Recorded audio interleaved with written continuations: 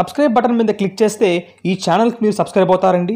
అలానే పక్కనే ఉన్న నోటిఫికేషన్ బెల్ ఐకాన్ని మీరు క్లిక్ చేస్తే ఎప్పటికప్పుడు నా వీడియోస్ మీకు అందుతాయండి.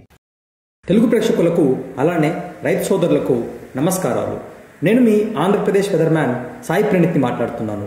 ఈ వీడియోలో మనము ఆంధ్ర అలానే తెలంగాణ రాష్ట్రాల యొక్క ప్రస్తుత వాతావరణ పరిస్థితి, అలానే చాలామంది అడుగుతున్న సందేహం ఏంటంటే జూలై నెలల్లో ఎలాంటి వర్షాలు ఉంటుంది, ఏ ఏ వారాల్లో ఎంతెంత వర్షాలు పడే అవకాశాలు ఉన్నాయి, దాని గురించి ఈ వీడియోలో మనము వివరంగా మాట్లాడుకుంటాం. వీడియోని అందరూ చివరి దాకా చూస్తారని, ఎక్కడ స్కిప్ చేయకుండా చూస్తారని, అది చాలా ఇంపార్టెంట్ అని నేను మనస్ఫూర్తిగా కోరుకుంటున్నానండి. ఒకసారి మనము వాతావరణ పరిస్థితిని గమనించినట్లయితే బంగాళాఖాతంలో అలానే అరేబియా సముద్రంలో ఎలాంటి అల్పపీడనం లేదు. కానీ వచ్చేసి మనకు ఉత్తర భారతదేశము అలానే వచ్చేసి మనకు బెంగాల్ ప్లెయిన్స్ అంటే ఏమంటే పశ్చిమ బెంగాల్, బంగ్లాదేశ్ మీదుగా మనకు ఋతుపవనాల ద్రోణి అనేది ప్రస్తుతానికి కొనసాగుతుంది. ఈ ఋతుపవనాల ద్రోణి వలన రెండు తెలుగు రాష్ట్రాల్లో ఋతుపవనాలు చాలా చురుగ్గా మనకు కదులుతోంది. దీని వలన అక్కడక్కడ మనం వర్షాలు చూస్తున్నాం. ఈరోజు సాయంకాలం కూడా నిన్న మనం వీడియోలో చెప్పిన విధంగానే ఎలాగైతే చెప్పామో మధ్యాంధ్రలో మనకు వర్షాలు, ఉత్తరాంధ్ర మనకు వర్షాలు ప్రస్తుతానికి బాగా విస్తారంగా పడుతున్నాయి. ఇదే ప్రక్రియలో రేపు కూడా మనకు వర్షాలు ఉండే అవకాశాలు కూడా 100% మనకు కనిపిస్తుంది. దాని గురించి మనం మాట్లాడుకుంటాం. ఇక్కడ తీసుకుంటే మనకు గాలుల విశ్లేషణను ఒక్కసారి గమనిస్తే నేను చెప్పిన విధంగానే ఉత్తర భారతదేశంలో మనకు మాన్సూన్ ట్రఫ్ అంటే ఋతుపవనాల ద్రోణి అనేది ఉత్తర భారతదేశం పశ్చిమ బెంగాల్ మీదుగా మనకు కొనసాగుతుంది.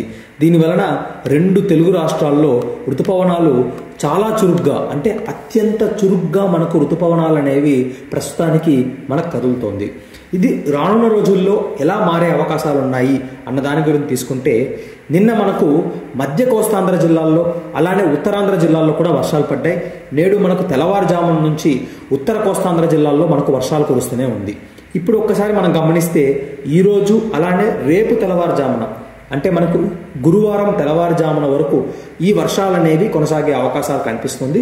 రేపు అంటే ఈరోజు మనకు ఎక్కడెక్కడ వర్షాలు పడతాయి, రేపు ఉదయానికి ఎక్కడెక్కడ వర్షాలు పడతాయి అన్న దాని గురించి ఒక్కసారి మనం గమనిస్తే రాగల 24 గంటల్లో వైజాగ్తో పాటుగా విజయనగరం, శ్రీకాకుళం, పార్వతీపురం మన్యం జిల్లా, అల్లూరు సీతారామరాజు జిల్లా అంటే ఈ ప్రాంతం అంతా మనము వర్షాలు చూసే అవకాశాలు అయితే కనిపిస్తుంది.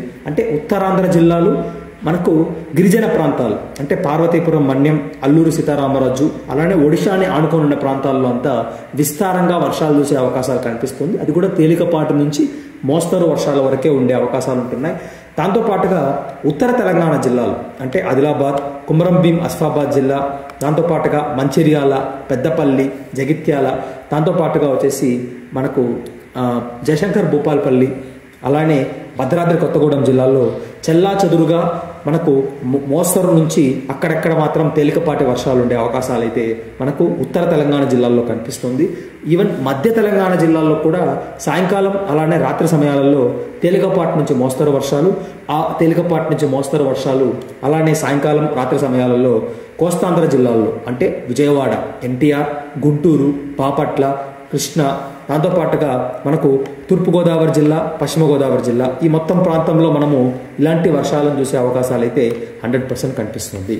మరోవైపున రాయలసీమ, దక్షిణ కోస్తాంధ్ర జిల్లాల్లో 1 లేదా 2 చోట్లలో మాత్రమే, అది కూడా తిరుపతి జిల్లాలో అక్కడక్కడ లేకపోతే రాయలసీమలో అక్కడక్కడ మాత్రమే మనం వర్షాలు చూసే అవకాశాలు అయితే రాగల 24 గంటల్లో కనిపిస్తుంది. ఎందుకంటే సప్రెషన్ ఫేస్ అంటే సాధారణం కంటే తక్కువ వర్షాలు ఉండే ఫేస్ అనేది ప్రస్తుతానికి మనకు రాయలసీమ జిల్లాల మీదుగా కొనసాగుతుంది. కాబట్టి ఎక్కువ వర్షాలను మనము ఆశించలేము, అది మాత్రం 100% షూర్ అండి.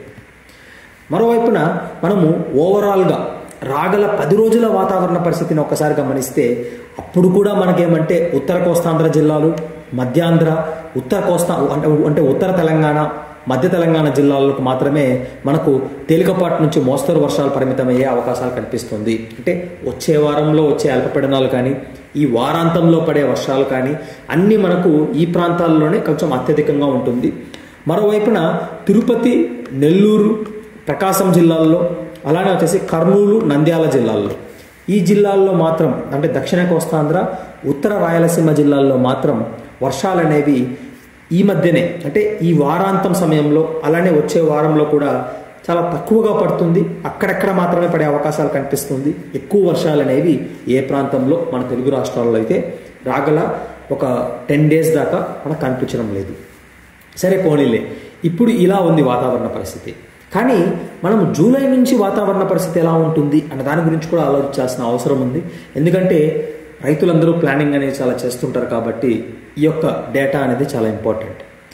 జూలై మధ్య భాగం వరకు ఒక్కసారి గమనిస్తే పూర్తిగా మనకేమంటే సాధారణం కంటే తక్కువ వర్షాలే ఉండే అవకాశాలు అయితే ఉన్నట్లుగా వెదర్ మోడల్స్ కూడా చూపిస్తున్నాయి. మోర్ ఆర్ లెస్ మనకేమంటే సాధారణం కంటే తక్కువ వర్షాలు అంటే ఇక్కడ తీసుకుంటే 30 to 60% కొన్ని ఏరియాస్, 10 to 30% కొన్ని ఏరియాస్.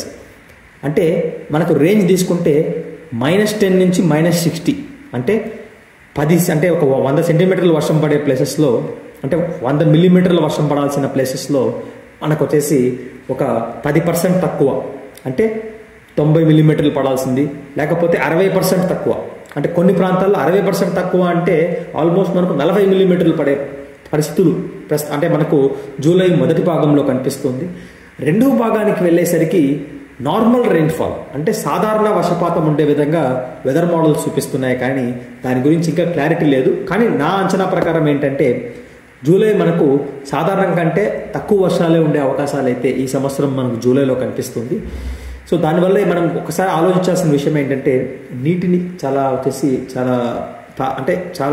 పరిమిత స్థాయిలో వాడడం అనేది మనకు అత్యంత కీలకం. ఇప్పుడు ఋతుపవనాలు కూడా మనకు అంత చురుగ్గా లేదు.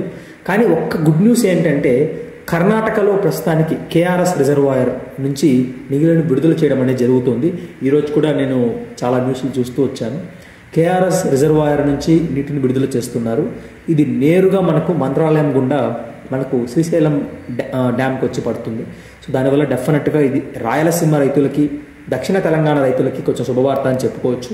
కానీ గోదావరి నది పరిసర ప్రాంతాలు, గోదావరి నది సిస్టంలో ఇంకా ప్రస్తుతానికి ఎలాంటి ఫ్లడ్ అనేది లేదు. ప్రస్తుతానికి తీసుకుంటే ఆ మహారాష్ట్ర ప్రాంతాల్లో ఎగువ ప్రాంతాలు ముఖ్యంగా మహాబలేశ్వర్ కావచ్చు, నాసిక్ కావచ్చు, లేకపోతే పైన సూరత్ ఇలాంటి ఏరియాస్లో ఇప్పుడు ప్రస్తుతానికి వర్షాలు పడుతున్నాయి.